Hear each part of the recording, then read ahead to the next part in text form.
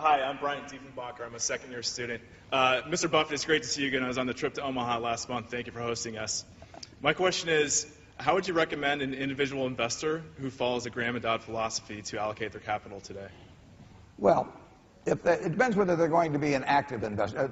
Graham distinguished between the defensive and the enterprising investor. If you're going to spend a lot of time on investment, you know, I just advise looking at as many things as possible, and you will find some bargains.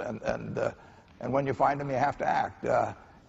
It hasn't changed at all since I was here in 1950-51, and it won't change the rest of my life. So you start turning pages. When I got out of school, I turned every page in Moody's, 10,000 some pages, twice, you know, looking for companies. And you have to find them yourself. The world isn't going to tell you about great deals. You have to find them yourself, and that takes a fair amount of time. So if you're not going to do that, if you're just going to be a passive investor, then I just advise an index fund bought consistently over a long period of time. The one thing I will tell you is that the worst investment you can have is cash. Everybody's talking about cash being king and all that sort of thing, but most of you don't look like you're overburdened with cash anyway. So, but you know, cash is going to become worth less over time, but good businesses are going to become worth more over time, and you don't want to pay too much for them, so you have to have some discipline about what you pay. But the thing to do is find a good business and stick with it. Does that mean you think that we are through the roughest times?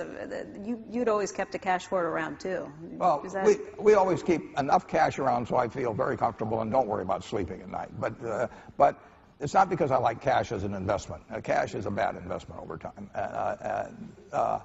But you always want to have enough so that nobody else can determine your future, essentially. The financial panic is behind us.